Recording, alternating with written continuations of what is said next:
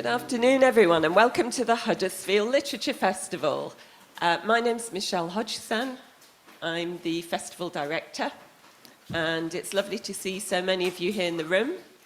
We also have an audience at home watching online.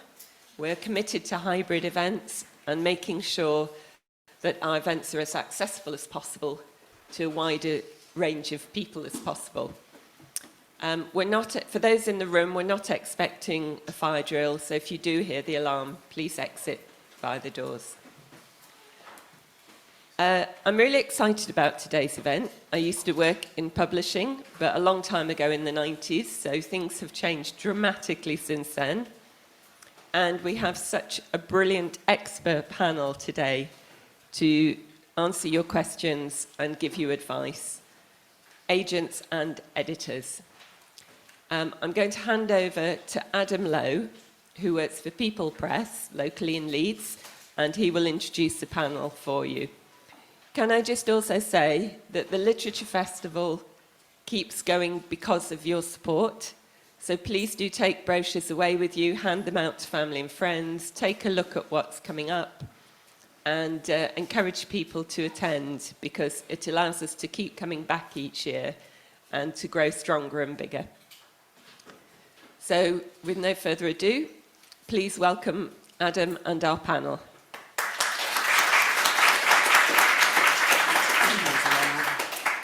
Are these on? Can you hear us? Yeah. Brilliant. So, hello everyone. I'm Adam Lowe. As you can tell from my accent, I am local. I'm from Leeds originally, although I've betrayed the White Rose and gone to live in Salford now. So. Yeah, unfortunately. But I am back today in good old Yorkshire for this agents and editors panel. I can already see some familiar faces. I see some people from last year's festival, so that's great. So a little bit about me. I work at People Tree Press, which is based in Leeds. And I'm also a writer and a performer of my own work. And I run a small press called Dog Horn Publishing. So I kind of juggle a bit of everything, really. So I'll introduce you to the rest of our panel. So we have Aliya Gulamani is an award-winning commissioning editor at Unbound and editorial lead for Unbound Firsts, a new imprint for debut writers of colour. She's also a reader for the Literary Consultancy and Spread the Word's literary prizes. A Bookseller Rising Star of 2022, she's deaf and uses BSL. I literally said before we came out, I was like, oh, I'm not going to get any of these names wrong. They're all so easy. And then I read everybody's names out perfectly. And then the second I came to actually do it, that's when I tripped up over my own tongue. So Rachel Mann, I've just done it again. Rachel Mann is an agent at Jo Unwin Literary Agency. After 9 years commissioning and editing books for young people at several major publishers, she became Global Publishing Director for the Roald Dahl Story Company. Now an agent, she's actively growing a list of fiction and non-fiction writers across children's, YA and adult markets. All right, so this is my last chance to get it right without any mistakes. Daisy Watt, got that right, didn't I? Yeah, perfect, first time, is a commissioning editor at Harper North, championing northern voices and gripping original fiction across reading group, crime and thriller, historical and humour. She lives in Sheffield and started out in literary scouting before working in editorial, most recently at Jonathan Cape. So, I was going to just let each of our panellists tell us a little bit about themselves and their work before we go into our questions for today. So I will start with Aliya again. Yeah? Do you want to tell us a little bit about the work that you do? Yeah, absolutely. I'm very glad to be here. So as Adam said, my name is Aliya Gulamani. I'm a commissioning editor at Unbound. And Unbound is actually a crowdfunding publisher. So, you know, I look for new books, new voices. We try to get those ready for publishing. It's a very interesting way to approach publishing, to have to do crowdfunding, but of course there are barriers. And the barriers that we do experience are things like, you know, writers who don't know how to crowdfund. So what we do, so what I've now set up, is a new imprint, so which is called Unbound Firsts, and it's specifically for people of colour who are new writers. And you know, we want to find every year we want to be able to publish 2 books minimum. So my responsibility is to try to find those literary greats. Brilliant, thank you. Rachel, do you want to tell us a little bit about the work that you do? Yes, so I am now an agent with JULA, and as you said, kind of working all across the markets, although my experience and expertise was in children's and YA, like the upper end of that really. And so now, of course, my responsibility is to help writers find publishers. Largely that comes from reading submissions that come to me for publication, and then I kind of support them through the process of finding a publisher and then being published. So again, like Aliya, it's finding lots of debut writers and being intentional too about underrepresented writers. Brilliant. And Daisy? Hi everyone. Like Aliya, I am a commissioning editor, which means that my job is to try and find writers and then edit and publish their books. I work at Harper North, which is a relatively new publishing division of HarperCollins. We are based in Manchester, and we were set up in 2020 specifically to focus on publishing writers who are from or resident in the North, because as you can probably imagine, the vast majority of writers who are published in the UK tend to be from the south and around London. So we set out to redress that balance a little bit and just celebrate the best talent from all over the north in all different genres of adult fiction and non-fiction, but just a few where we don't have the expertise in-house. So sci-fi and fantasy we don't do currently, but pretty much, and erotica we don't do, but pretty much everything else is fair game. Yeah, I'm quite lucky. So People Tree was founded in Leeds, 1985, and they published their first book in 1986. I was also born in 1985, so I like to joke that I am the spirit of People Tree. And we basically were founded because at the time, publishers weren't really publishing in the Caribbean anymore. A lot of writers who were getting published were suddenly getting dropped. And there was a paper shortage at the time in Guyana. And the thing that people were smuggling in were things like cheese rather than paper. So there was literally no way to print the books. And so Jeremy, who's our managing editor, and he's obsessed with Indo-Guyanese literature. He was in Guyana with a friend of his who wanted to get a book published, and he was like, oh, I'll do it for you, trying to offer to be nice and gentlemanly, and then realised what a huge undertaking it was, and ended up having to buy his own printer from Sweden, which was broken and dangerous because they had to stand on it to get it to work, and it had some huge big scythe to basically cut the paper, and that was all done in his garage for a long time. And then eventually they grew, and now they're an Arts Council funded organisation, and there's only 2 full-time members of staff, but we all get to pitch in, so I'm quite lucky in that I get to do lots of interesting things. I get to do the publicity, and I also get to work a bit with new writers as well, kind of mentoring and things like that. So, first and foremost, I was going to kick us off with some questions that I've got, and then we could open it out to everyone here to ask questions as well. So I'll get everything flowing. So the first question I had was, why and how did you get into publishing? So who would volunteer to like to go first? Sure. Yeah, Okay. yeah. Like a lot of people find that they have to sort of worm their way into publishing via various internships and short-term jobs, and that was my situation. So I started off interning at a literary scouting organisation. If anybody hasn't heard of literary scouting, it's basically the professional gossips of the publishing industry. They are small agencies that publishers pay to give tips about which are the best books that are being published all over the world, which books they should be buying the rights to. And that was an amazing first job to give you a really broad overview of how publishing works. The way that I got that internship was just to write to people begging for work experience. Now, that was 8 years ago, and I think now a lot of companies make it harder for you to do that, but back then, I think the smaller the company, the better chance you had to get somebody's attention. So that was my first job. And then, because that didn't end up full-time, I ended up becoming an editorial assistant at a company that made magazines, not books, and then from there I zigzagged into educational books.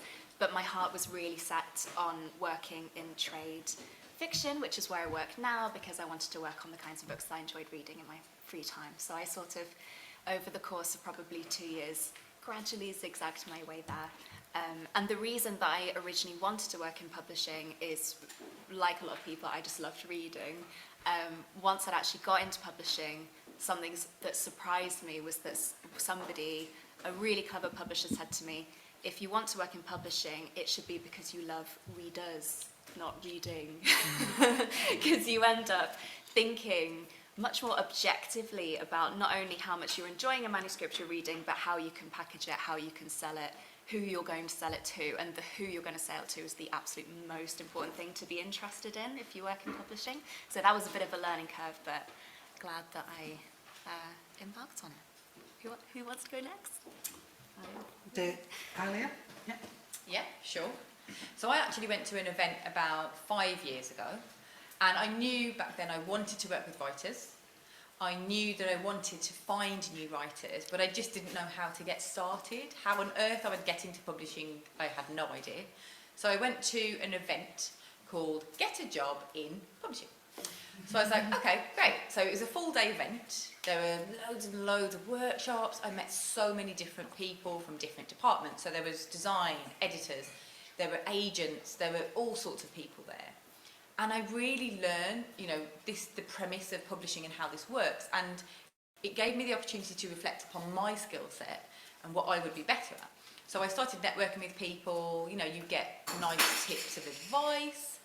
And someone actually recommended that I just join social media. And they said, because there's so many people on Twitter that work in publishing. So they said, look, join Twitter and make sure that you connect with these people. And I think I contacted around 4 people on social media. I offered to just buy them a coffee and said, look, can we meet? Can you just talk to me about how I get into the publishing industry? And, people were recommending me to apply for certain jobs, how to write a covering letter, what sort of things I need to put in my applications. And it took me about 1.5 years until I was actually successful and I got my first job at Unbound. And obviously I've been there now for 2 years. So, yeah, that's me in a nutshell. Brilliant. So, Rachel. So I've been in publishing now for 14 years. And prior to that I was a bookseller. So my job out of school was to work in the kids department at Ottakers, RIP, Milton Keynes. And then that became Waterstones, and I learned about publishing through being a bookseller. I had no idea about all of the, even kind of how books come to Waterstones, for example, and how there are people, section managers, that make those selections on behalf of publishers and behalf of readers. So I kind of worked through all of that to establish that perhaps I wanted to be an editorial, as I think is the case for lots of people. And I was lucky enough to live near London, because that was key at the time, to get work experience placements at Puffin then, and they paid my train in, but that's one of the first barriers, I think, or has been. Hopefully things are changing now, but yeah, and then spent a good, I think it is about 9 or 10 years, so my bio says, working in the publishing houses, firstly assisting and then beginning to commission, and then through to kind of directing and looking after whole lists for Penguin, and then Random House, and then Penguin Random House. And I loved that. I really loved it. But I have to say, one of the attractions for agenting was the freedom to leave London.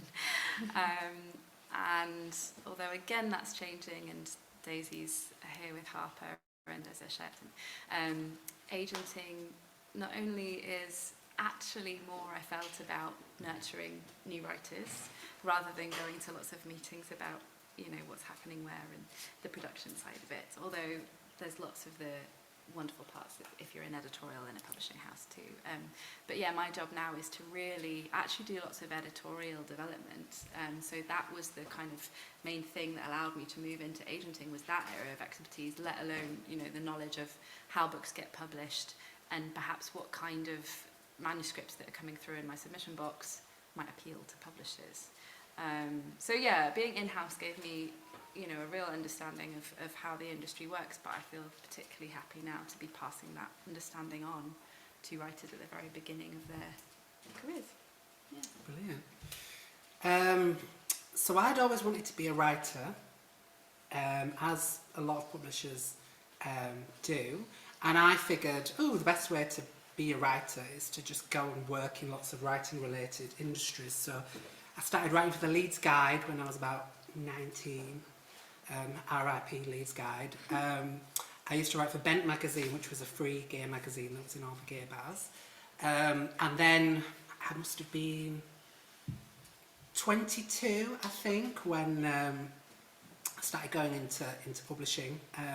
There was a local author from Dewsbury called Rebecca Lee Royal, and she just published her own book through a press that she'd created called Doghorn Publishing.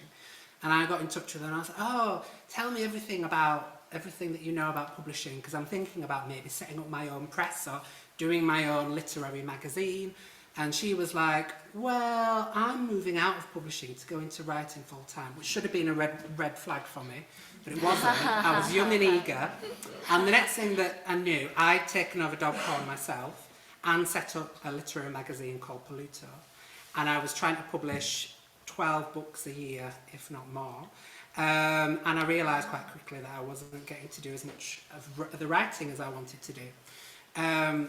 So when I had reached out to a few of my other contacts about writing opportunities, someone suggested contacting People Tree Press because they had a writer development programme called Inscribe. So this is how we're a little bit different to some of the other publishers, in that we do a lot of work from the grassroots level with new writers who are of Black and Asian descent in the UK, and we will mentor them sometimes for 10 years or longer, and then guide them towards that level of publication. So we have that kind of agenting role in there as well. So we were doing that from, I joined in like 2008 as part of this mentoring scheme, and then when they had a job going as a marketing associate, I just immediately jumped at it and applied, and because they already knew my work through the writer development stuff, I then got the role, and so I've been with People Tree now since 2010, so 13 years, but I think I was very, very, very lucky, because the number of jobs that they've had over that 13-year period has been so tiny, and so many people have wanted to come and work for us, but they just haven't been able to. We've taken on one new member of staff since I started, really. And that's pretty much it. So everybody else who's come, they might have been able to do a little bit of interning, paid, by the way, always paid, but it's always for a fixed period, so I consider myself really lucky in that respect. So I'll move on to the next part of our questions. What was the most surprising thing you learned once inside the biz, which you think people outside aren't aware of? So I did really briefly mention that you don't get to do a lot of your own writing if you're in publishing, and that can be an issue for some people, so that's the first one. But let's go around, and I'll start with Rachel. Let's start with you this time. Okay. Well, actually, to follow on from what Daisy was saying about scouting, that was, I mean, it took me like years really to properly understand what Scouts did, because it is kind of secretive. And especially now that I'm an agent, I work really closely with Scouts to kind of send word out internationally about books that I have on submission or might be about to have on submission that the international publishers might want to be aware of. Same with TV and film Scouts, that then scouting for adaptation and the platforms, which is increasingly important to us as agents. Yeah, and I don't know, when I was an editor, I used to have these meetings with Scouts where it felt like they were kind of needing to glean information about what I was doing and what I was publishing, and I didn't really know how much my rights team wanted me to give away, or then feeling obligated to give them some information in return, actually, for lots of little tips that you can pick up from Scouts about what other people are doing and kind of what the trends are. It is a funny kind of MI5 within books role. Yeah.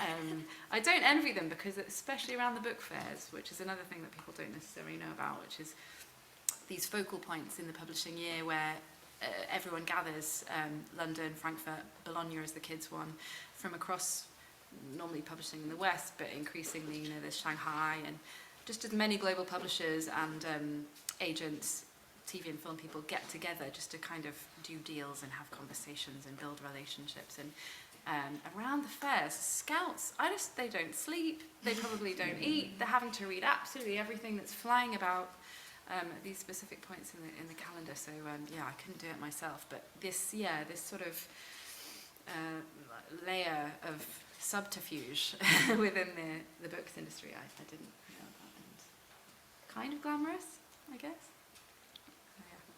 Yeah, that's great. Daisy, what about you? The thing that really surprised me at first was that you don't just read all day when you work in publishing. How multifaceted working in editorial was so interesting to me, and that it actually turns out there are so many different parts of the job that I love just as much as the reading. We actually barely get any time at all to read during the day. Most days we're scrambling to read new drafts of the manuscripts that we are publishing, as well as the hundreds of submissions that we receive during our lunch breaks, early in the mornings, in the evenings, on the weekends, and we spend a lot of our days, apart from just being in emails and meetings, we're doing a lot of relationship management, making sure our authors are feeling really looked after, getting to know as many agents as we can, so that we always have an eye on which books we might want to publish in the future, that they might be kind enough to send us on submission. There is a lot of project management that goes into it, a lot of making sure that things are happening on time, to make sure that when we actually have to send the files off to get a book to press, everything is in place. A lot of promotion within the company, talking up our books to our sales team and our marketing and publicity team, and then making sure that everybody in all different departments are excited as possible to promote the books outside of the company. I think there was bound to be a lot of things that I've forgotten, but editing the books, yeah. That's another one that takes up a lot of time. Yeah, just how varied the job is, and how the reading, it's more of a way of life than a job, really, because the reading has to happen in your free time. So it's a good job. We will absolutely love it. Aliya. Yes, I completely agree with both of you, actually. The thing that surprised me the most was actually the lead time. So, you know, from when you get your manuscript in your book and when it actually gets published, I think, you know, people in the outside world probably expect, you know, it happens overnight, but it actually can take 12 to 18 months for a book to reach publishing. And it's because of editing, you've got the design time, you need to make those PR connections, you need to start thinking about marketing. There's a lot of things that go into that entire process. So it's so long, and it can be quite stressful. So I always look, you know, when I'm watching a film, or I think, oh yeah, okay, there's an adaptation, and I think, okay, I've got the rights to that book now, so now I'm going to adapt it, and it's going to come out in 3 months. No, that's not going to happen. Never. Yeah, I think that's definitely true. So we tend to have a lead-in of about 2 years sometimes, because manuscripts often come to us at an earlier stage.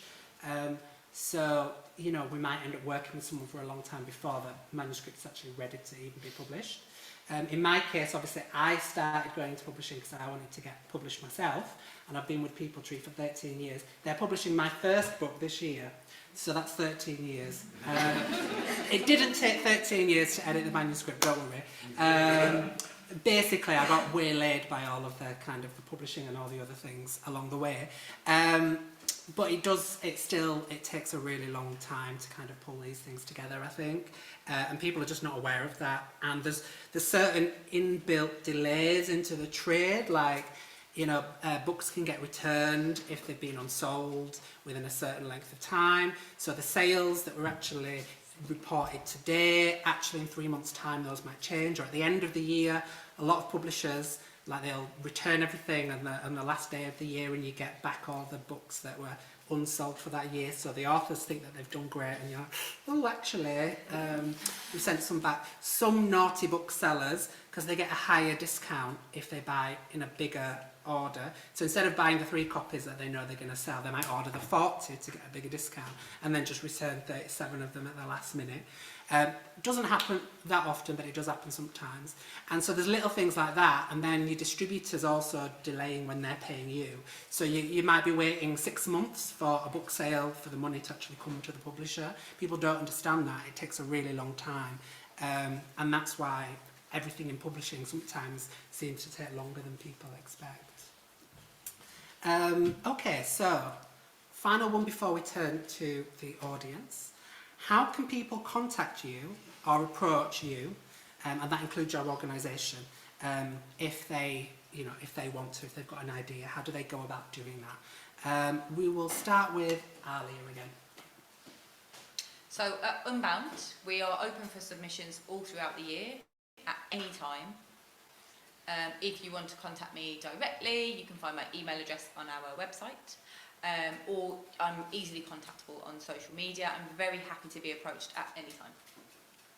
Brilliant. Rachel? Yeah. So as with most agencies, we have a website which has guidelines for submission. We have to have a process, I guess, for submissions because we get so many. So we have separate inboxes for that. And you can find all of that information for JULA at www.jounwin.co.uk.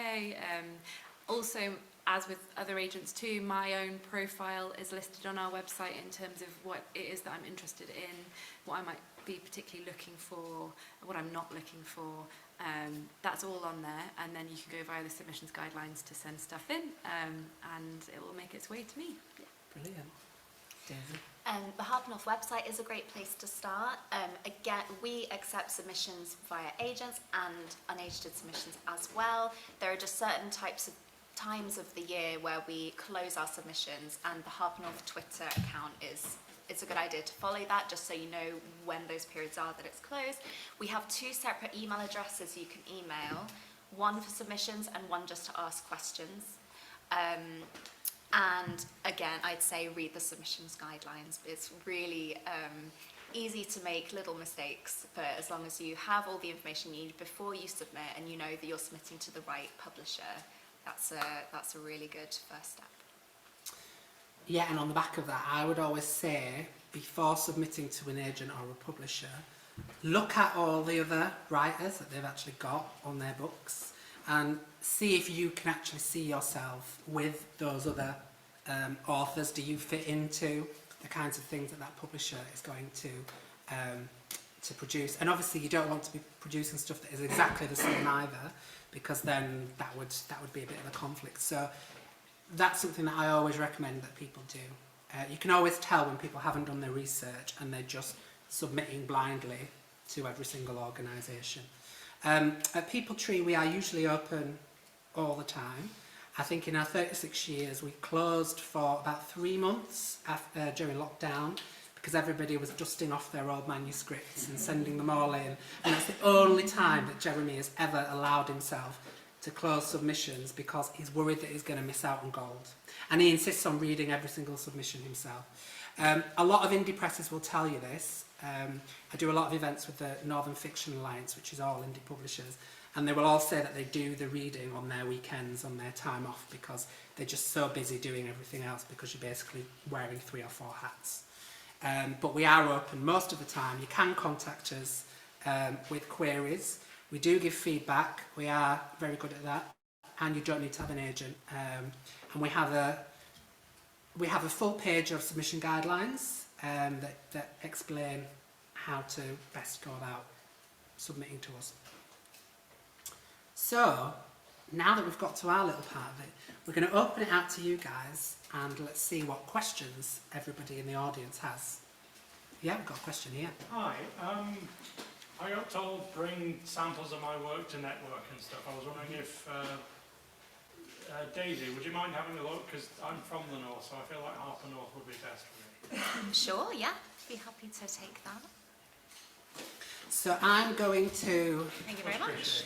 I'm going to Trinidad next month to the Bookseller Lit Fest, and I'm under express orders from the managing editor to not accept any manuscripts from anyone because he said you won't fit them in your suitcase. Say yes, they will give you everything. So, yeah. It's a sample chapter, it's not the whole manuscript. Yeah. What we're saying is Daisy's much nicer than... Daisy's much nicer than we are, I think. It does say on the Harbour Northern website we only accept full manuscript, but on this occasion. Really appreciate it. It is a tricky one because obviously you want to kind of get your work seen and you think, oh, how can I do that? But then also on the flip side is when you say yes, then there's so many people that will give you stuff. And you wouldn't be able to do it justice, I think. That's the other thing. There is a literary agent who's famous for having a bad back because he carries around a little wheelie suitcase full of manuscripts wherever he goes. So I won't name names, but it's easily I can believe that. Yeah, I can believe that. Okay. Yeah, got a question here. If someone sends you a 500-page tome, how much of it do you read and what bits of it do you read? That's a good question. Anyone burning to answer that one first? So for me, I think if the 500-page book is really gripping from page 1, then I might read the whole thing.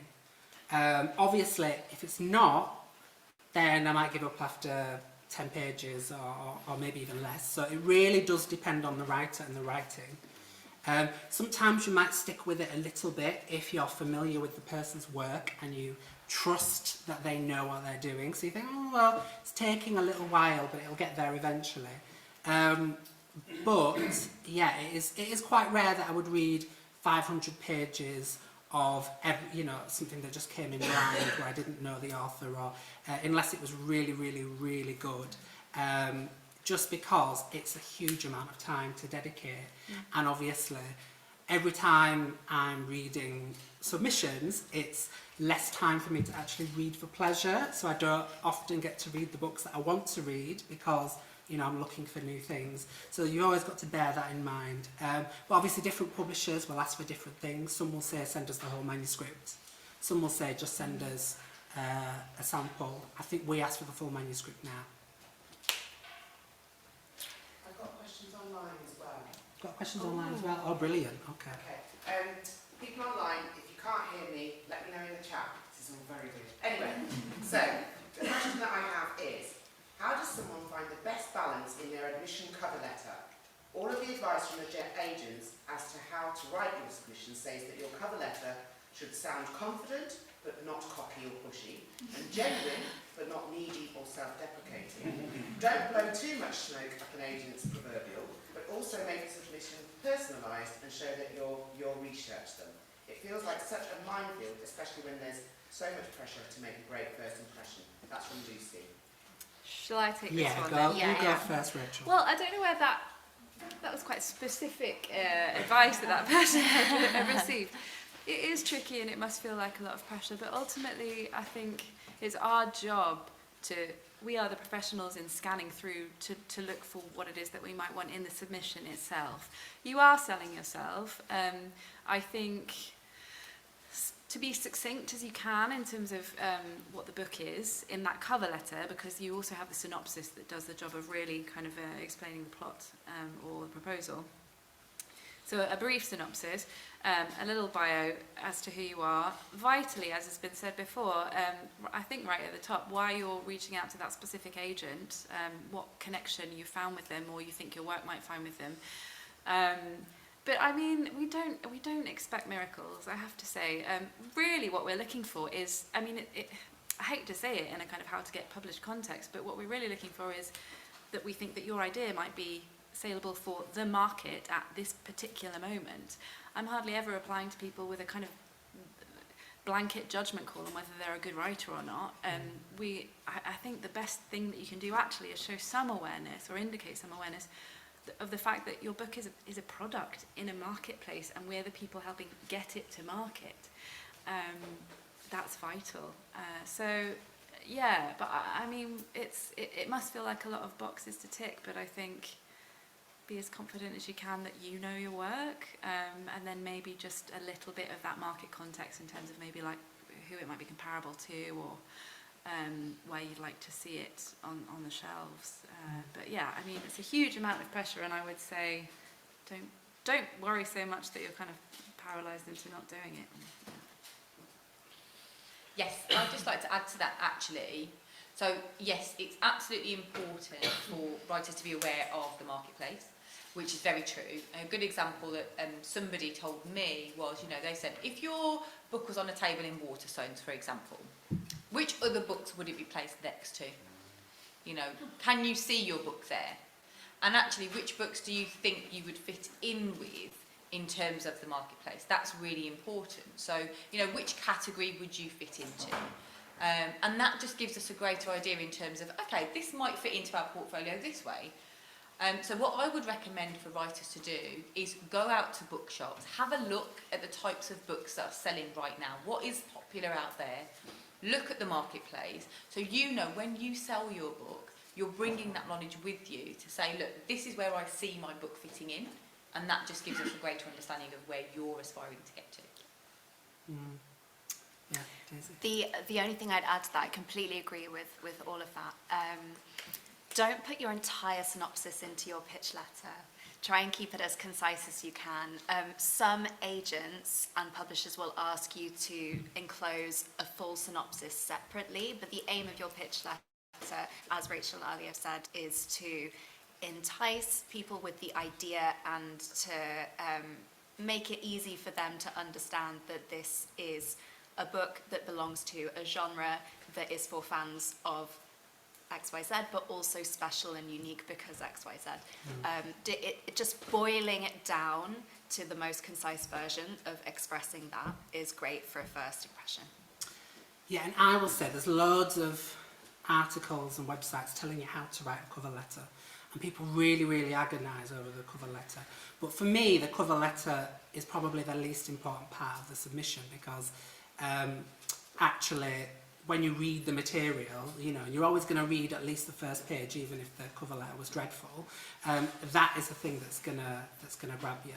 I think part of it comes down to voice ultimately, actually, because what you need to be writing in that cover letter is keeping it brief, but giving enough of a sense of your personality and the personality of the book without actually being overly prescriptive or descriptive in what you're actually doing. And if you get a sense that a person is confident and they've got a specific sort of tone or a sound or a voice, you know, oh, all right, this person sounds, you know, this is a cheerful letter, or it's quite funny, and I know that they're submitting something humorous, or you know, there's a bit of flavour in the cover letter. It doesn't need to be ticking loads and loads of boxes. It just needs to be confident and to sum up you and the kind of the flavour of the book in as short and succinct a manner as you can do, really. And so long as, you know, it's not outrageously awful, you know, or really, really rude or really arrogant, I think don't sweat it too much. I think if you try to do too much with a cover letter, it really will show. And one of the other issues, I think, is that sometimes people don't quite know what their own book actually is, and that's where they run into the problem, because they try to put too much into that description. They try to sell us, oh, well, it's a metaphor for this and this and this, and it's also about that. And even though it's an adventure about a girl escaping this, it's also actually secretly about this. You know, you don't need to put all of that in there. You just need to say, this is a YA novel about a mother and daughter who are fleeing from a country where it's too hot because of global warming, right? That was one of the books that we published recently. It only needs to be as simple as that, and give us maybe the names of the characters and maybe the name of the location to give us a sense of the flavour, and then you're like, oh, that's actually quite interesting, and then you'll go on and read more, and I will read their bio as well. Like, their bio can tell me a lot about who they are. So I think don't worry too much about the cover letter. It's probably the least important of the things that you're sending in. It's still important, but I wouldn't say you need to kill yourself over it. Oh wow, loads of questions now. So we'll go for you on the front row. So, from your point of view, if you could change one thing in publishing, what would it be and why? That's a great question. Those are really big questions now. Yeah.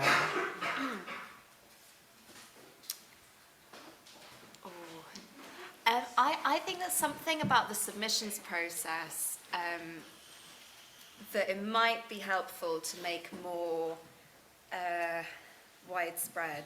Is a lot of publishers like Harper North say, in fiction, we need a full manuscript before you can submit to us. Sometimes, I think what might be helpful for writers is to send in a sample and a pitch, because I think one of the most frustrating things for fiction writers is the fact that you can spend years crafting your novel only to be told right at the end, oh, the idea's not quite right. And that's a huge stumbling block for so many writers. And I'm sure that there's got to be a really good reason why so many publishers insist on having the full manuscript. One of them is I guess, timing, because if we're going to sign up, if we're going to spend all of this time reviewing submission, we need to know that the writer is capable of actually delivering a complete book. But at the same time, I think if there was a way for publishers to engage more with writers at that early stage to help writers to understand actually putting a plot together in a way that is appealing to the market, I think you'd get a lot more successful submissions, personally. I've got quite a specific one. Yeah, go on. In that I would bring back something called the netbook agreement, which is a way of controlling what the price that we sell books for, because this is quite a depressing answer, but the economy of publishing is fairly broken. Salaries are way too low, which affects the diversity of the workforce, and subsequently advances are very low. Authors don't get paid enough money anymore, and that is because certain online retailers and other types of retailers, but one specifically, is able to undercut and erode the perceived value and the cover price of books, which means the money that publishers get back is decreasing, and thus the money to authors is decreasing, and everyone's scrabbling around publishing celebrities in order to try and make money, which then subsequently affects, you know, what we're able to support in terms of new work and the breadth of art that we're putting out into the world. So that was quite a lofty response that came from this specific piece of legislation that still exists in France and I believe Germany, but that's where we started to, income-wise, I'm afraid. Yeah. Aliya. Well, before the event, we actually talked about this, and I remember talking about, you know, different publishers, and, you know, they used to show their sales figures, and they, you know, we still have that and things. So for debut writers, for example, I think there's a misconception in terms of how many books you need to sell to be successful. And actually, you know, if you're trying to sell millions of books, you know, it doesn't matter actually. I think, you know, it doesn't matter how many books you've sold. You've sold your books. People need to be much more transparent, I think, ourselves within the industry, as well as writers, in terms of numbers, expectations of sales, you know, and these numbers are very positive, even if they're not in the millions, and actually we need to be much more realistic. I think that's what I would change, the transparency. Yeah, I think that's a really good point.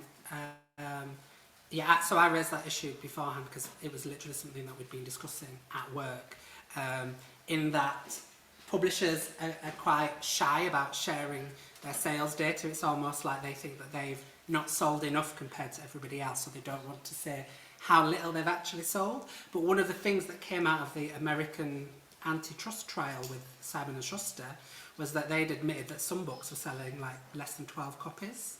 And that's a major publisher like Simon & Schuster. So that makes us feel a lot better at Peopletree, because we know that, you know, we're not really doing that badly in comparison. But like a poetry book might sell 100 copies. You know, a few might sell a few hundred, a few might hit thousands, but on that scale, it's not huge. So when my book comes out in June, I'm not expecting to sell loads and loads of copies, because that's just not how it works. And I always tell our writers when we work with them, you know, think about other ways that you're going to get an income so you can free up your time to write. Doing panel events like this, for example, or doing a reading or going to festivals. Those are all ways you can earn income that supplement your writing lifestyle so that it gives you more time to write. I remember learning that 85% of books lose money, and that the average middle-list author only sells about 4,000 copies of their book, which is not that many. But often people who don't even sell, you know, much more than that get dropped for not selling enough because they've not earned back their advances. So it can be quite tricky sometimes to kind of stay in. But it is helpful to know about these things. I think our best-selling book probably sold maybe just over 20,000 copies, and that won the Costa Book Prize. That was The Mermaid of Black Conch. It's probably sold more than that since, because we did sell the rights to Vintage afterwards, so that was great news for us. But that doesn't have to happen very often for us. And that was an instance where one day they were like, oh yeah, you just need to be prepared in case you win, you might need to print all these copies. To the next day being like, by the way guys, you've won, so can you have 20,000 copies done in 2 days, please? And so that was going to a tiny little address in a residential area in Burley and Leeds. And poor Hannah and Paulette, who work in the office, were literally hand-packing hundreds, if not thousands, of books to get them sent out to bookshops. Yeah, go on, question here. What's your opinion on social media and TikTok and book talk these days with publishing and making a presence for yourself online? Ooh. That's a good one. So I've had so many conversations with colleagues about how can publishers do TikTok, and at the moment my colleague yesterday said it's a bit, for anyone who's a Mean Girls fan, it's a bit like trying to make fetch happen if you're a publisher trying to sell your books through TikTok. It's a platform that is, I think, really influential. It's going to continue to be really influential, but authenticity is going to be the key to which books really take off on TikTok. And I think for publishers, it's going to be more to engaging with content creators who don't work within the publishing house, and waiting to see which books those creators genuinely get excited about. Also, it seems like the genres that are most successful on TikTok are fantasy, YA, contemporary romance, also a little bit of historical fiction, particularly in that sort of reimagining of myths area. For literary fiction and other types of fiction like crime, I haven't seen TikTok make a big difference for any of the books that Harper North have published yet. Who knows where it might go in the future. Twitter is also, because it's a text-based platform, that is the social media platform that the industry tends to use the most to shout about our books amongst each other. And yeah, I think Bookstagram is really helpful. Although interestingly, when we are paying for advertising on it in our marketing campaigns, we find that Facebook is usually the most effective social media platform to advertise on, because that's where a lot of particularly female readers in their 30s and 40s spend their time, and that's where a lot of if you're publishing women's fiction, that's where a lot of our income is going to come from. So I think publishers are going to have to stay really agile and keep learning about where readers are spending their time, and where which demographics are spending their time, and then making sure that we're reaching as many people as possible by just trying to work that social media system. Yeah, I mean, we've found Instagram quite interesting. It's not so much that our stuff gets popular on there. We found that if people are organically talking about books, that can be quite helpful for us in terms of selling those. People are not logging on there to see People Tree Press doing things, although they might log on to see the Caribbean writers that we've got doing kind of conversations and talking and things, especially because there aren't very many other publishers doing it. But for us, it's usually getting the reviewers on there, you know, sending them books and things that is beneficial to us. Twitter, yeah, we found the same thing. It's mainly professionals talking to each other. Facebook is really good for us. I think the majority of our readers are women, about 60%. Most of them are older. In the Caribbean, there is limited access to certain technologies that we take for granted, for example. So there's a lot more people on Facebook than on the other platforms, and it does skew a bit older on Facebook as well, which accounts for a lot of our readers. So that works for us. Other than that, I think we don't really spend money on advertising because we just don't have the budget. We do the odd video interview with writers and put those on YouTube, and sometimes we'll put them on Facebook and Instagram as well. And those do appeal to people, but in a way we've got a bit of a captive audience because until recently there weren't very many people publishing Caribbean writers. Is it different for crowdfunding? Yes. So in terms of being a crowdfunding publisher, it is different in the sense of, you know, we have to depend on writers already having a network. And so we're specifically looking for people who do have a following on social media. And also, you know, we use the same methods to find readers. So in terms of Unbound, we publish sort of like, let's say, detective books. We published one, it went absolutely viral on TikTok. And, you know, the sales went through the roof in America, which was completely unexpected. So I think Daisy's right. I think, you know, each book will always have its own sort of social media platform that suits it, dependent on the demographic you're aiming for. But I think, you know, we publishers need to be braver in terms of trying new social media methods. You know, and readers also use so many different platforms, and we need to engage with those readers via these various platforms, and we need to maintain those relationships. I would just very quickly add that I feel that my job as an agent is often to advocate for, well, always to advocate for the author, but in this particular area, to try and ask the publisher to be very specific about what they require of the author, rather than just putting pressure on them to self-promote, and they may feel really intimidated by, as we were saying, the kind of options available in terms of social media, what kinds of interactions actually equate to more readers or more sales. I think this word of mouth kind of X factor that it means that books sell more on social media platforms can sometimes feel the responsibility of the author. But there are many ways in which the publishers should be really integrating into that campaign from the off and guiding the author through that experience, particularly when, you know, people's mental health comes into consideration. It's a very vulnerable position to put yourself in. So yeah, I think there are ways in which agents and publishers can certainly help guide you. And prior to maybe finding an agent or publisher, I should say, you should just do what you feel most comfortable doing, what feels like it's most reflective of you and who you are and what your work is. Yeah. And someone once told me that if you're an author, it's better to do one type of social media really well than trying to do all of them and getting it wrong. And I actually agree with that. I think if you're really good at Twitter and that's all you know, just do it. Just don't worry about killing yourself doing all the other things, because spreading yourself out and not doing them very well, you do look like you don't know what you're doing, and that kind of works against you anyway. Can I ask a question from online? Yes, go on, Did yeah. I get it? Last question, I think. Oh, is it? I think so, yeah, because we okay. finish at 3. Well, then I'll ask this one from Nicola. Do you ever see a book be successful that was submitted to you first but which you rejected?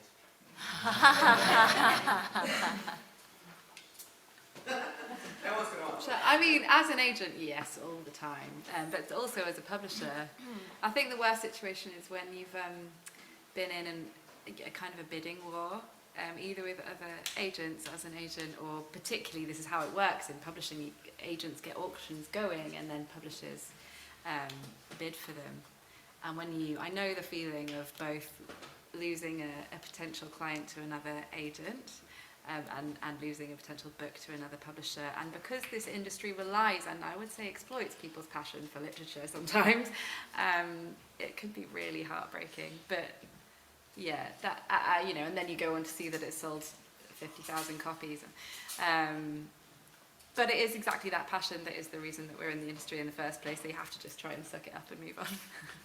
I think for us, because we get Arts Council funding, so we're not as much bothered about whether it sells a load of money. So we have seen books that we're like, oh, we rejected that, and we're like, you know, still wouldn't have published that, you know, and it might have gone on to sell tens of thousands of copies, but we're not really bothered about that, because what we were interested in was publishing books that kind of add to our kind of catalogue, that, you know, we're curating a list in a way. But we have had it happen where we started editing a book, we've not yet got to the point of signing a contract, and then it's been whipped out from under us and gone to a bigger publisher. Oh. So that happened twice within the space of a few months, and then we were like, I mean, I kept saying we should have, you know, contracts sooner and things, but Jeremy didn't want to do that, and I agree with him actually. Is, you know, it's not really the way that we work, but it was annoying, and especially when one of the authors had been previously with a big publisher, had been dropped then because the second book hadn't sold as much. They were no longer the new hotness. Then they'd come to us. They'd done really, really well with us. You know, and then a big publisher was like, oh, we're going to scoop you up again. And I think potentially if that person then doesn't follow up again and sell as many, then they might come back to us again, you know. But I think we wouldn't hold that against an author, and if they came back to us, we'd be like, yeah, that's great. We always love it when somebody kind of goes on to do really, really well with their work, and you just hope that it becomes sustainable, because we know what our limitations are. We know that, you know, we've got a certain budget, and we might win some awards, or we might, you know, we've done really, really well at punching above our weight, but we know that we're not going to be able to throw hundreds of thousands of pounds behind it to market it. So if you do go on to a bigger publisher, we do understand that. But it can still be, yeah, it can still be disheartening when it happens, I think. Yeah, I think it's heartbreaking when you really want the book. But I think if I rejected a book and it later becomes successful, I just think that's great. But obviously I wasn't the right person, and I think actually, you know, each writer obviously will always have, you need a big fan behind you of your book. And if I'm not a big fan of it, I'm not the right person for that book. So actually I found that balance now. You know, if I've rejected a book and it later becomes successful, I think that's great, because actually you found the right person to guide you along that journey to get that success, if that makes any sense. I think that does, yeah, and that was very well said. I agree Yeah, with yeah, I completely agree with that. There are so many different reasons why we might reject a book. Sometimes it comes down to personal taste, and like Aliya said, maybe I'm just not the right editor for that book. Also, it comes down to the rest of the team, because an editor is not the only gatekeeper in a publishing house. We also, before we sign up a book, we have to pitch it to all of our colleagues and get sign-off from a lot of people in quite a lot of meetings. And sometimes there's a book that I really love, and I take it to our acquisitions meeting, and everyone else is just really unenthusiastic about it for whatever reason. And if you can't get the team as excited about a book as you want them to, you're not going to be doing justice to that author by taking them on, because ultimately they're just going to be let down at the end of the day. Or maybe the rest of the team doesn't share your vision, or isn't as confident in your vision as you are, so they only sign off on you offering a small advance, and then maybe another publisher will have more confidence and offer more money, and then the author will go with them instead. So yeah, I think if a book is really successful, it's because the author's amazing, and it's also because they've got this amazing like relationship between them, their agent, their publisher, and everybody involved in making that book the success that it has been. And sometimes that is just like serendipity and can't be recreated with another publisher. Yeah, I really agree. And in terms of the advance thing, a lot of indie presses are never going to be able to match the advances that a bigger press can do. So, like we just are upfront with people about that. So we'll say to people, if they've got an agent, look, we usually only pay this amount. We can go up to maybe £2,000. It's really not a lot of money. And that's kind of it. And we know that bigger publishers are going to offer more than that.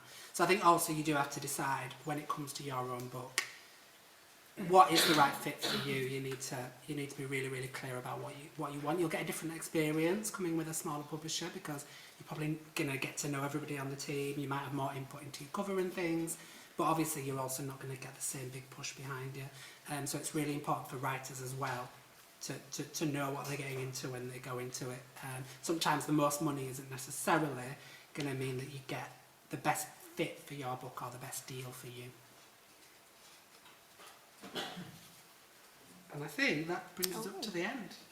Oh, can I have one more question? Oh, brilliant. Time for one more question. Yeah, go on, over here. How much emphasis do you put on comparative titles? So, as if you're saying, it's like this. Oh, is that what you think? Yeah, is that more the American query letter? Oh, when you're pitching. Or do you do them in the covering letters as well? I think sometimes it helps, sometimes it doesn't help. I think it really depends on the book. If it sounds really, really trite, you know, the things that you're comparing it to, then probably don't. You know, if it's like, ooh, Hunger Games meets Sex and the City. Don't put that in, because actually that's going to work against you. Yeah. I once got it's high concept YA and it's Twilight meets Hunger Games. And I was like, but then maybe, you know, sometimes it is. I think be as specific as you can, but like I said, for me as an agent, it more indicates an awareness of the fact that you know that you're putting it into a market context rather than your need to be correct about what the comp titles are. Yeah. Yeah, I'd say often comp titles are a really helpful tool for demonstrating that knowledge, but I think rather than just saying it's X meets Y, it's always good to actually briefly explain why you believe that your book is for fans of that book as well. Yeah, give a bit of guidance as to, you know, similar themes or anything, I guess, reader demographic. And yeah, and how maybe it might diverge from Yeah, what's already exactly. there. Yeah. Aliya? Yep, I agree with everyone. Everyone's right. I think it is a really tricky one. I think there's loads of advice online, isn't there, that says do it, don't do it, do it, don't do it. And it can get really confusing. But all of these websites that give you sort of absolute rules, I think most of those rules are not really fixed, firm rules. Well, especially not if you haven't executed it. You know, that's what it actually comes down to, is the quality of your work. And as we've been saying, what we see when we open the chapter sample.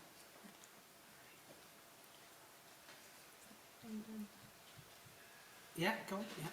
Just, sorry, one thing. You're talking about comparisons. I once described myself as Harlan Ellison trying to be Terry Pratchett. Yeah. Shout out to anybody who actually knows who Harlan Ellison is. Well, that's a good point. You maybe want to go for someone, you know, quite relatively successful within the market. Yeah, but that's a good approach. I like that approach of describing you and yourself and your writing, you know, to an author rather than a particular. I mean, I think it has to be a bit descriptive, like it has to give me an idea of what it is that actually does. So you saying, kind of like Harlan Ellison trying to do Terry Pratchett, that doesn't actually tell me enough about your work, actually, for me to get a good sense. And I'm someone who reads lots of science fiction and fantasy, so I know who both of those authors are, but I'm still thinking, but what does that actually mean? How does that actually convey what your writing is actually like? What's the style of it? What's the tone of it? What is the voice of it, you know? And if you were saying, well, you know, I'm working within the same sort of genre as Terry Pratchett and Douglas Adams, but whereas they present things from this particular angle, you know, I wanted to come at it slightly differently by focusing on these elements or whatever, then that might be more instructive for me personally as an editor. And actually what I would just very quickly add to that is, particularly if you're comping backlist, is to show some awareness or to begin to try and explain why you think this book should be published now, because the context is always changing. That's why the market shifts. That will help you out. Yeah. Both of those authors. Yeah, a long time ago now. Okay, thank you so much. I'm coming behind here so you can hear me on the mic at home. Just to say a huge thank you to our panel here today for attending. My sister, who's a writer, once said to me, all you need is one agent to love your work, and all they need is one editor to love your work. So go away with that thought. I'm sure there are lots of talented writers in the room and at home who are working hard on their novels or memoirs or non-fiction. And good luck to all of you. For those of you who are in the room, I'm sure the panellists might be able to stick around for a couple of minutes for a quick chat, if they're not dashing off. But otherwise, please join me in saying a huge thank you to the whole panel.